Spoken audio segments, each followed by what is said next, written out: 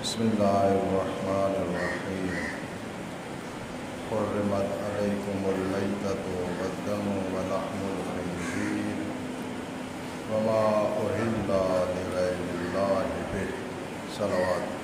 گناہان کبیرہ کے سلسلہ میں میتہ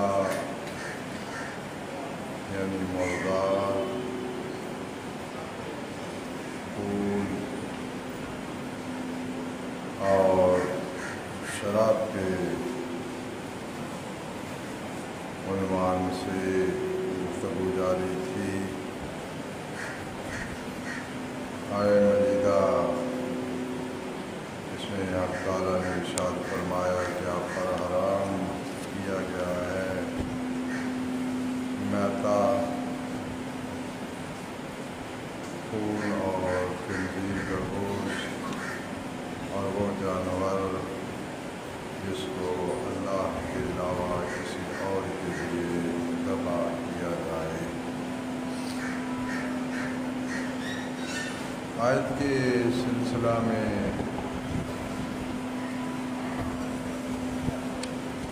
ایک وضاحت ضروری ہے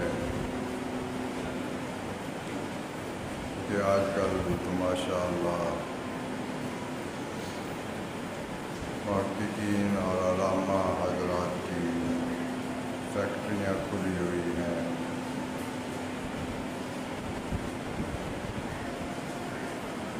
اور نت نئی جہالت تحقیق کے نام پہ پیش کر دی جاتی ہے۔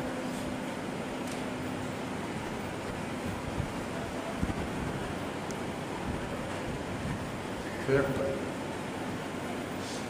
انسان کے فعل کا حکم بیان کرتی ہے۔ احکام خمسہ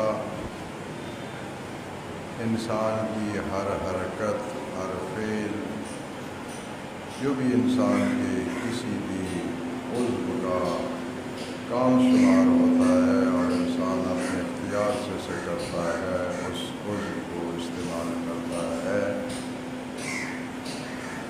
اس کام کی نوعیت کہ کیا یہ حلال ہے یا حرام، جائز ہے، مکروہ ہے، مستحب، یہ جو 5 حکمین احکام خمسہ کہا جاتا ہے، یہ فقہ بیان کرتی ہے۔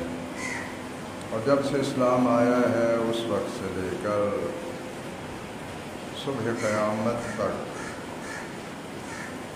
جس بھی زمانہ میں کوئی بھی انسان آئے، اس نے جو کام بھی کرنا ہے اس کے کام کا حکم شریعت نے بتانا ہے، وہ پہلے ہوتا ہو نہ ہوتا ہو، کسی نے آج تک کیا ہو نہ کیا ہو، اس سے کوئی لینا دینا نہیں۔ بس بنیادی طور پہ حکم کا تعلق انسان کے فعل سے ہوتا ہے، یعنی ایسا کرنا حرام ہے، ایسا کرنا واجب ہے، ایسا کرنا جائز ہے، ایسا کرنا مکروہ ہے، ایسا کرنا مستحب ہے۔ جب حرمت کی نسبت دی جائے فعل کی طرف تو یہ اس کا موضوع ہے، لیکن اگر فعل انسانی کی طرف حرمت کی نسبت نہ کی جائے، کسی عین خارجی کی طرف حرمت کی نسبت دی جائے، مثلا کہا جائے شراب حرام ہے، مردار حرام ہے، آپ کی مائیں حرام ہیں، ماں، شراب، یہ سب خارجی چیزیں ہیں، ان کی حرمت کا کوئی معنی ہی نہیں ہے، ان سے حرمت جو ہے وہ تعلق پیدا نہیں کرتی۔ حرمت حکم ہے جس کا انسان کے فعل سے تعلق ہوتا ہے، یہ تو انسانی فعل ہی نہیں ہے۔ ماں جو جس پہ حرام کیا جا رہا ہے اس کا فعل ہی نہیں ہے، شراب اس کا فعل ہی نہیں ہے۔ تو جب بھی آیان خارجی سے حرمت یا حکم شریعت کا تعلق ہوتا ہے تو وہاں فعل تقدیر میں رکھا جاتا ہے، یعنی متکلم کی مراد میں فعل داخل ہوتا ہے جس کا لفظاً ذکر موجود نہیں ہوتا۔ حرمت علیکم امہاتکم، تمہاری مائیں تم پر حرام قرار دی گئی ہیں۔ حرم علیکم المیتۃ والدم ولحم الخنزیر، تم پر حرام قرار دیا گیا ہے خون کو، مردار کو، خنزیر کے گوشت کو۔ تو جب بھی عین خارجی کی طرف نسبت ہوتی ہے تو وہاں پر تقدیر میں ایک فعل انسانی کو رکھا جاتا ہے، اور جس عین سے حکم تعلق پیدا کر رہا ہوتا ہے اس عین کی جو غالبی منفعت ہوتی ہے اس فعل کا اس سے تعلق ہوتا ہے۔ خواتین کی نسبت انسان کی غالبی منفعت وہی رشتہ ازدواج قائم کرنا ہے۔ تو حرمت علیکم امہاتکم یعنی تمہاری ماؤں سے تمہارے نکاح کرنے کو حرام قرار دے دیا گیا ہے، کیونکہ یہ منفعت غالبہ ہے خواتین سے۔ میتا شراب، جب شراب کی نسبت خود حکم تعلق پیدا کرے تو اس کی جو منفعت غالبہ ہے وہ فعل انسانی ہے، اس پہ حکم جائے گا۔ اب میتا کی بھی منفعت غالبہ کھانا ہے، اس لیے جب حرمت علیکم المیتہ قرآن نے کہا تو اس کا مطلب ہے کہ آپ پہ مردار کھانا حرام ہے، کیونکہ عین تو حرام نہیں ہوتی ہے، عین تو نجس یا پاک ہوتی ہے۔ حرمت کا تعلق انسان کے فعل سے ہے، اور وہ فعل انسانی جس کی نسبت حرمت آئی ہے وہ ہے کھانا۔ میتا میں، خون میں، لحم خنزیر میں، اور وہ چیزیں جو اللہ کے علاوہ کسی اور جہت کے لیے ذبح کی گئی ہوں۔ یہ ایک وضاحت تھی، بہرحال اگر نہیں بھی سمجھے تو آپ کا سمجھنا کوئی ضروری نہیں ہے، کیونکہ یہ در حقیقت وہ ایک علمی بات تھی، اس کی طرف اشارہ کیا ہے اس لیے کہ ہو سکتا ہے کہ یہ جہالت کے میدانوں میں اگنے والے خضراء و محقق کبھی اس آیا کو پیش کر کے کوئی اپنا باطل ثابت کرنے کی کوشش کریں تو پہلے سے توجہ ہو کہ اس آیا میں ایک تقدیر موجود ہے۔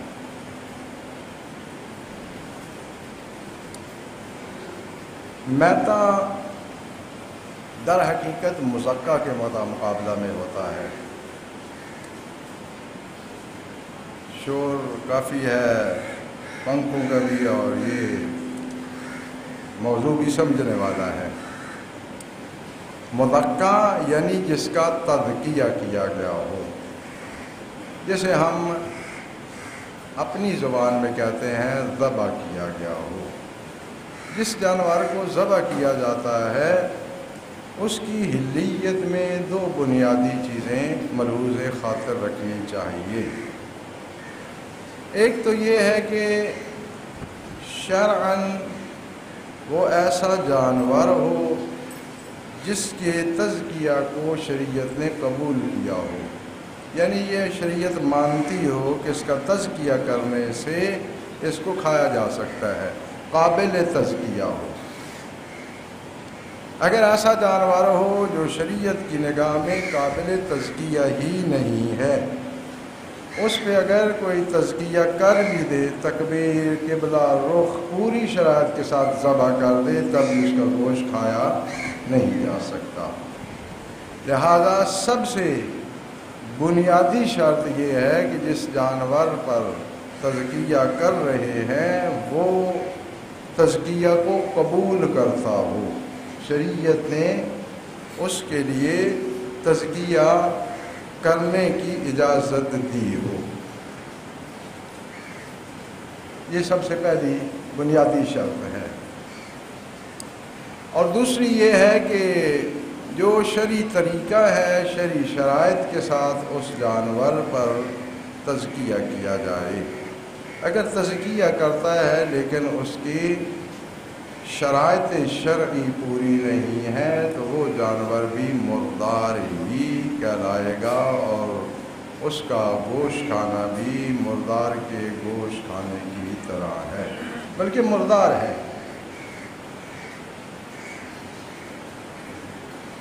مردار فقہی اصطلاح میں اس جانور کو کہا جاتا ہے کہ جس پر شرعی شرائط کے ساتھ تزکیہ واقع نہ ہوا ہو۔ وہ مر چکا ہو لیکن اس کا مرنا شرعی تزکیہ کے بغیر ہو، اسے مردار کہا جاتا ہے۔ یعنی ایک شخص نے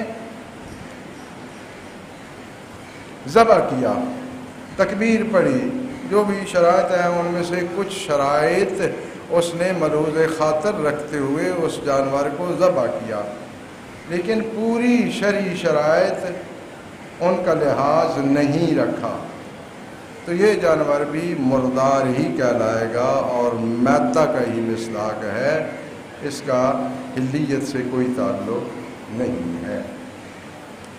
معمولاً عرب حضرات، جیسے کہ خود قرآن کریم کی اس آیا میں اس زمانے میں جو جانور کو کھانے کا ان کا معمول تھا یا مروجہ طریقہ تھا، اس میں دو چیزیں وہ زیادہ استعمال کرتے تھے، دو تین اور بھی ہیں جو آیہ مجیدہ میں آئی ہیں۔ یا تو یہ مجوس کا سلیقہ تھا قبل از اسلام کہ یا تو وہ اس جانور کا گلا جو ہے وہ اس شدت سے دباتے تھے کہ اس کا سانس کا سلسلہ رک جائے اور وہ مر جائے، اور اس کے بعد اسے گوشت اس کا بنا کے کھا لیتے تھے۔ منخنفہ یعنی وہ جسے پنجابی میں کہتے ہیں گھوٹو، جو گھوٹو سے مرا ہو، یعنی اس کا گلا گھونٹ کے دبا کے جو ہے اس کے سانس کو روکا گیا ہو اس وقت تک کہ یہاں تک کہ وہ اس کا سلسلہ حیات جو ہے وہ منقطع ہو جائے۔ اور دوسرا طریقہ یہ ہوتا تھا کہ جانور کو کسی طرح زخمی کر کے اس کے گردن اتار کے وہ اس کا گوشت استعمال کرتے تھے، یہ بھی وہی میتہ ہے، یعنی مردہ ہے، مردار۔ یہ تو بہرحال فقہی تفصیل سے کسی کو پڑھنی پڑے گی یا سیکھنی پڑے گی کہ مردار کی کون سی چیزیں قابل استعمال ہوتی ہیں اور کون سی چیزیں قابل استعمال نہیں ہوتی، کیونکہ مردار نجس ہے، لہذا کسی کو اگر ضرورت ہوگی تو اس کی کچھ تفصیل ہے، وہ تفصیل سے اطلاع پیدا کر سکتا ہے۔ بس مذکّہ کے لیے یعنی جس پر تزکیہ واقع ہو چکا ہو اور اس کا گوشت حلال ہو گیا ہو، اس مذکّہ کے متحقق ہونے کے لیے چند شرائط ہوتی ہیں۔ جب شرائط شرعی کے ساتھ کسی چیز کو ذبح نہیں کیا جاتا، بظاہر ہم اسے ذبح شدہ دیکھ رہے ہوتے ہیں، لیکن واقع میں وہ بھی میتہ ہوتا ہے، مردار ہوتا ہے، کوئی ایک شرط بھی چھوڑ دیتا ہے۔ تو سب سے پہلی شرط یہ ہے کہ ذبح کرنے والا شخص مسلمان ہونا چاہیے، غیر مسلم، مشرک، کافر، جس کا اسلام سے کوئی تعلق نہیں ہے، اگر وہ ذبح کرتا ہے، حتیٰ اللہ کا نام بھی لے لے اس کی گردن پہ چھری چلاتے ہوئے، تب بھی وہ جانور ذبح شمار نہیں ہوتا، اس پر تزکیہ واقع نہیں ہوا ہے۔ اچھا، یہاں پہ ایک چیز کی وضاحت کرتا چلوں، پہلے کہنے لگا تھا پھر ذہن سے نکل گیا ہے کہ جو جانور تزکیہ قبول کرتے ہیں ان کی دو قسمیں ہیں۔ ایک وہ جانور ہیں کہ جن پہ تزکیہ واقع ہوتا ہے تو ان کا گوشت کھایا جا سکتا ہے، اور ایک وہ جانور ہیں کہ جن پہ تزکیہ واقع ہونے کے بعد بھی ان کا گوشت نہیں کھایا جا سکتا، صرف ان کا تزکیہ کیا جاتا ہے کہ ان کا مردار چونکہ نجس ہوتا ہے اس نجاست سے بچانے کے لیے مثلا اس کی کھال استعمال ہونی ہوتی ہے، اور اگر مردار کی کھال میں کوئی نماز پڑھنا چاہے تو اس کی نماز باطل ہے، اور اس کے اعضاء جو ہیں وہ اسی طرح مبطل نماز ہوتے ہیں۔ یہاں تو چونکہ اتنی سردی نہیں ہوتی، بہت سے علاقوں میں سردی ہوتی ہے، اور بعض جانوروں کی کھالوں کی شالیں بنی ہوئی ہوتی ہیں، جیکٹ بنی ہوتی ہیں، کوٹ بنے ہوئے ہوتے ہیں، تو اگر کوئی کھال استعمال کر رہا ہے تو ایک تو یہ ہے کہ مذکّہ جانور کی ہونی چاہیے، مردار کی اگر ہوگی تو اس میں نماز نہیں ہوگی۔ پس تزکیہ قبول کرنے والے شریعت نے یہ بتائے ہیں کہ دو قسم کے جانور ہیں، ایک وہ ہے جن پہ تزکیہ واقع ہوتا ہے تو ان کا گوشت کھایا جاتا ہے، دوسرے وہ جانور ہیں کہ جن پر تزکیہ واقع ہوتا ہے لیکن ان کا گوشت نہیں کھایا جا سکتا۔ مسلمان ذبح کرنے والا ہو اور شرائط کے ساتھ وہ ذبح کرے تب کسی جانور کا گوشت کھایا جا سکتا ہے، اس شرط کے ساتھ کہ وہ جانور ایسا ہو جس پر تزکیہ کا واقع ہونا شریعت نے مانا ہو۔ لہذا اگر مشرک کافر یا جس شخص کے اسلام سے کوئی تعلق نہیں ہے وہ ذبح کرتا ہے اور شرائط کے مطابق ذبح کرے، اللہ کا نام لے، تکبیر پڑھے، قبلہ رخ رکھے جانور کو، تب بھی اس کا گوشت نہیں کھایا جا سکتا اور وہ مردار ہے، ذبیحہ ہونے کے ساتھ اس کا کوئی لنک تعلق نہیں ہے۔ یہاں اس چیز کی وضاحت عرض کر دوں، جب ہم مسلمان کہہ رہے ہیں تو اس میں کسی بھی فرقے کی تخصیص نہیں ہے، مسلمانوں کا کوئی فرقہ اس کو وہ اپناتا ہو اس کو ذبح کردہ جانور جو ہے وہ جائز ہوگا۔ ہاں، مسلمانوں میں وہ گروہ جن کی تکفیر کا حکم لگ چکا ہے یا جن کو مرتد قرار دیا گیا ہے، اگر وہ ذبح کرے تو اس کا ذبح کیا ہوا ذبیحہ شمار نہیں ہوگا بلکہ میتہ شمار ہوگا۔ اور دوسری شرط جو ہے وہ یہ ہے کہ اگر انسان کے لیے ممکن نہ ہو، یہ اس صورت کی شرط نہیں ہے، یہ ہے قدرت اور امکان کی صورت میں کہ ذبح کرنے والا جس بھی چھری یا آلہ کے ساتھ اس کو ذبح کر رہا ہے، تیز دھار آلہ کے ساتھ، وہ لوہے کی ہونی چاہیے، کسی اور دھات کی ہوگی، چاندی کی ہو، سونے کی ہو، تانبے کی ہو، پیتل کی ہو، جس کی ہو، تو یہ اس کے لیے جائز نہیں ہے۔ اگر کسی اور دھات کی آلہ سے اسے ذبح کرے گا تو شرعاً ذبیحہ شمار نہیں ہوگا۔ ہاں، اگر کسی ایسی جگہ پھنسا ہوا ہے، مجبوری ہے، جہاں پر اس کے پاس وقت بھی نہیں ہے اور لوہے کی چھری تک اس کے لیے رسائی ممکن نہیں ہے، تو پھر کوئی بھی ایسی چیز جس سے گوشت کو کاٹا جا سکتا ہے، جانور کی رگوں کو کاٹا جا سکتا ہے، اس کو وہ استعمال کر کے ذبح کر سکتا ہے، لیکن وہ صرف مجبوری کی حالت میں ہے۔ لیکن اس صورت میں بھی فقہی طور پہ ناخن اور دانت کے ساتھ ذبح کرنا یہ ذبیحہ شمار نہیں ہوتا، حتیٰ مجبوری کی حالت میں بھی شیشے سے کر سکتا ہے، جو بھی ایسا میٹر ہو کہ جو گوشت کو کاٹ سکتا ہے اور اس کی اوداج اربعہ، 4 جو رگیں ہیں ان کو کاٹ سکتا ہے، اس کے ساتھ بانس کے چھلکے سے بھی بعض لوگ کاٹ لیتے ہیں۔ بہرحال مجبوری کی حالت میں یہ کیا جا سکتا ہے، لیکن عام عادی حالات میں لوہے کے علاوہ کسی اور تیز دھار آلے سے ذبح کیا ہوا شرعاً ذبیحہ شمار نہیں ہوتا اور مردار ہوتا ہے۔ یہ جو اب فتویٰ یہاں پہ نقل کر رہا ہوں یہ آغا سستانی سلمہ کا ہے. کچھ فقہا ہو سکتا ہے کہ اس میں اپنی اور نظر رکھتے ہوں. انہوں نے یہ فرمایا ہے کہ اگر لوہے کے ساتھ سٹیل کی مکسنگ ہو، ملا ہوا ہو لوہا اور سٹیل، تو اس چھری سے بھی ذبح کیا ہوا ذبیحہ شمار نہیں ہوتا. یا اگر چھری لوہے کی ہے لیکن اس پہ پالش سٹیل کی لگی ہوئی ہے، وہ کاٹنے والی جگہ، دیکھیں اگر اس کے اوپر ہے تو پھر تو کوئی مسئلہ نہیں ہے نا. وہ دھار جو ہے نا اس پہ اگر سٹیل کی پالش ہے تب بھی انہوں نے کہا ہے کہ اس کو ذبیحہ قرار دینا بہت مشکل کام ہے. لہذا بنیادی شرط یہ ہے کہ جس آلے سے ذبح کیا جا رہا ہے وہ لوہے کی دھات کا ہو، کسی اور دھات کا نہ ہو. مجبوری میں کچھ اور دھاتیں بھی کام دے سکتی ہیں.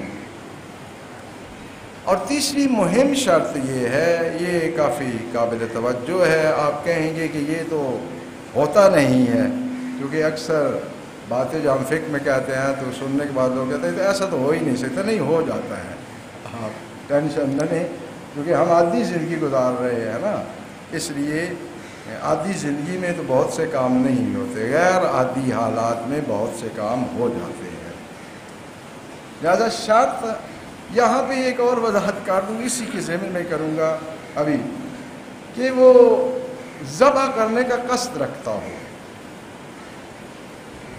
اوداج اربع 4 رگیں، فری الاوداج الاربع، کاٹنے کا قصد رکھتا ہو یعنی ذبح کرنے کا قصد رکھتا ہو.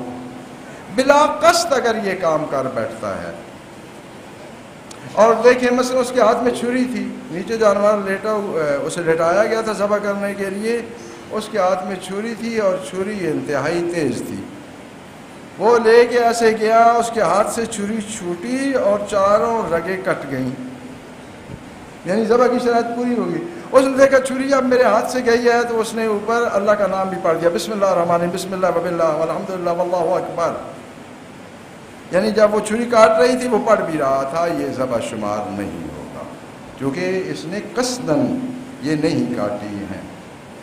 یا چھری ایسے پھینکی اور چھری تیز تھی، وہ کھڑے جانور پہ اوداج اربع پہ لگی اور اسے کاٹ دیا گیا، تو یہ ذبح شمار نہیں ہوگا. قصد سے اس چھری کو چلائے اور اس کی نیت ہو کہ میں نے اوداج اربع کاٹنی ہے، ذبح کر رہا ہوں، تو پھر کام چلے گا.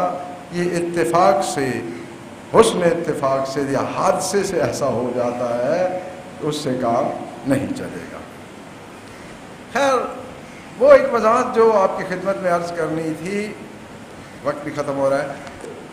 یہ ایک بڑا سوال یہاں چلتا رہتا ہے اور مجھ سے بھی کئی مرتبہ پوچھا گیا ہے، اور جب پوچھتے ہیں تو 2-3 نام بھی لیتے ہیں. جی فلاں مولانا صاحب سے پوچھا تھا، انہوں نے یہ کہا تھا اور یہ کہا تھا. قیام متصل برکوع، قیام متصل برکوع یعنی ایسا قیام جو رکوع کے ساتھ ملا ہوا ہو. یہ کون سا ہوتا ہے قیام جو قیام متصل برکوع کہلاتا ہے؟ کچھ حضرات اس طرح اس کی تفسیر کرتے ہیں. پہلے بھی یہ مسئلہ کہہ چکا ہوں، یہ نہ سمجھنا کہ ابھی کہہ رہا ہوں. اور مجھے بھی بتاتے ہیں جی کہ پوچھا جی انہوں نے قیام متصل رکوع میں کیا ہوتا ہے. انہوں نے کہا جی ہوتا یہ ہے کہ آپ جب پہلی رکعت یا دوسری رکعت میں قرأت کو ختم کرتے ہیں، اس کے بعد تکبیر کہیں، اس کے بعد لحظہ بھر رک جائیں اور اس کے بعد رکوع میں جائیں. یہ جو آپ لحظہ بھر رکے ہیں یہ قیام ہے جو متصل ہے رکوع کے ساتھ. اور کچھ نے کہا ہے کہ نہیں جی رکوع سے اٹھ کر جو قیام کیا جاتا ہے نا وہ قیام متصل برکوع ہوتا ہے. یعنی اس قسم کی تفسیر کی جاتی ہے. حالانکہ فقہا نے جہاں پر قیام متصل بالرکوع کا وجوب ذکر کیا ہے وہاں پر خود انہوں نے مثال بھی دی ہے کہ ہماری مراد اس سے یہ ہے، لیکن اسے اپنا سنتی لباس پہنا دیا گیا ہے. ہم گوڑی لوگ ہیں نا، پنجابی گوڑے لگاتا ہے. یہ پنچایت جو ہوتی ہے ہم پرے کہتے ہیں، ہماری زبان میں اسے پرے کہا جاتا ہے پنچایت. وہ पंचायतिया जो होता है वो गवेड़ लगाता है, बात सुनता है दोनों फरीकों की, फिर गवेड़ लगाता है तो फैसला कर देता है। हमने भी तकरीबन मज़हब के साथ कोई निस्बत रखी हुई है कि कोई काम आए तो गवेड़ लगाएं और मसले को हल करें और अपना काम चलाएं। भाई खुद फुक़हा ने इसकी वजाहत की हुई है।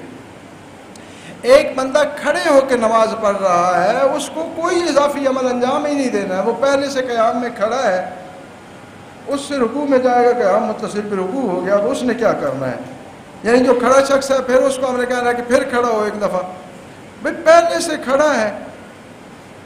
ये मसला जो है इसकी नौइयत और इसका मिसदाक वाज़ेह होता है कि एक शख्स खड़े होकर नमाज नहीं पढ़ सकता, नमाज पढ़ रहा है बैठ के, लेकिन आती रुकू नॉर्मल रुकू कर सकता है, रुकू वो नॉर्मल कर सकता है। तो उसका शरई हुक्म ये है कि वो जब किरत ख़त्म करे तो पूरी कामत के साथ सीधा खड़ा हो, खड़ा हो के रुकू में जाए। ये नहीं है कि क़याम करते हुए उठे, जब रुकू की कैफियत तक पहुँचे वही रुकू शुरू कर दे, ऐसा नहीं कर सकता। यानी बैठे हुए अगर नमाज पढ़ रहा है और रुकू नॉर्मल कर सकता है तो पहले पूरी कामत के साथ उठ के खड़ा होगा, खड़ा होने के बाद जो है फिर रुकू में जाएगा। ये है क़याम मुत्तसिल बिरुकू। वही ज़मीन से उठते हुए रुकू की हद पे पहुंचा वहीं से रुकू कर दे तो उसने क़याम मुत्तसिल बिरुकू नहीं किया है। तो यहाँ बैठा है वहाँ तो ये मसला वाज़ेह हो जाता है कि भाई इस तरह क़याम मुत्तसिल बिरुकू है। जब पहले से खड़ा है तो फिर उसने नया क़याम क्या करना है, और वो जो तफसीरें कर रहे हैं उसके बाद ये करना है, इसके बाद ये करना है, कोई ऐसी इसलिए बात नहीं है कि जो लोग फ़िक़्ह जानते हैं उनको मालूम है कि नमाज में जब भी हमारा फ़ेल तब्दील होता है ना, एक फ़ेल से हम दूसरे फ़ेल में जाते हैं तो वहाँ पर तकबीर कही जाती है। जब तकबीर कह देते हैं तो फ़ेल तब्दील हो जाता है। क़याम में थे रुकू में जाना तकबीर, रुकू से आप बुलंद हुए सजदे में जाना है तकबीर, सजदे से उठे तकबीर, फिर दोबारा बैठे हुए सजदे में जाना है फिर तकबीर। यानी ये मुस्तहब तकबीरें हैं, वाजिब तकबीर जो है तकबीरतुल इहराम है, ये तकबीरें जो हैं ये मुस्तहब हैं, कोई नहीं पढ़ता तो नमाज कोई फ़र्क नहीं पड़ता। लेकिन फ़ेल के तबादले के लिए क्या होता है कि तकबीर कही जाती है। अब बंदे ने जब तकबीर कह दी है तो इसका मतलब यह है कि अब रुकू में जाना है, फ़ेल तब्दील होना है, फिर आप क़याम उसको क्यों उसके ज़िम्मे लगा रहे हैं? बात समझ आ रही है भाई? तकबीर कही इसलिए है कि पहला फ़ेल मुकम्मल, अब दूसरे फ़ेल में जाना है। जिनसे जो ये साहब कह रहे थे तकबीर के बाद एक लहज़ा पर खड़ा रहे ताकि क़याम मुत्तसिल बिरुकू हो जाए, भाई इसकी ज़रूरत इसलिए नहीं है कि आप तकबीर कहने के बाद ऐलान कर चुके हैं कि मेरा क़याम ख़त्म हो गया, अब मैं रुकू में जा रहा हूँ, दूसरा फ़ेल शुरू हो गया है, तो फिर वहाँ कैसे क़याम आ जाएगा? लिहाजा क़याम मुत्तसिल बिरुकू वो जो बैठा हुआ शख्स है, जो बैठ के पढ़ रहा है, ये लेट के नमाज पढ़ रहा है और रुकू आदि और नॉर्मल कर सकता है, वहाँ जाके ये पता चलेगा कि भाई ये मसला इस तरह है कि ये उठते उठते रुकू नहीं कर सकता, पूरी की क़यामत के साथ सीधा खड़ा हो, एक लहज़ा के लिए रुके, फिर तकबीर कहे और रुकू में चला जाए। इसी तरह ये जो मसला पेश किया है कि वो क़स्द रखता हो, चूँकि हमारे लिए पेश नहीं आता, हम समझते हैं कि ये कोई मसला नहीं है, लेकिन हवादिस ज़बान में ये वाक़ई हो सकता है। इसलिए वो ख्याल रखना है कि अगर इस तरह किसी जानवर के औदाज अरबा काट दिए जाते हैं तो वो ज़मीया शुमार नहीं होता, मैता है और उसका गोश्त खाना हराम है। बारगाह रब्बुल इज़्ज़त में मुसर्राना दुआ है कि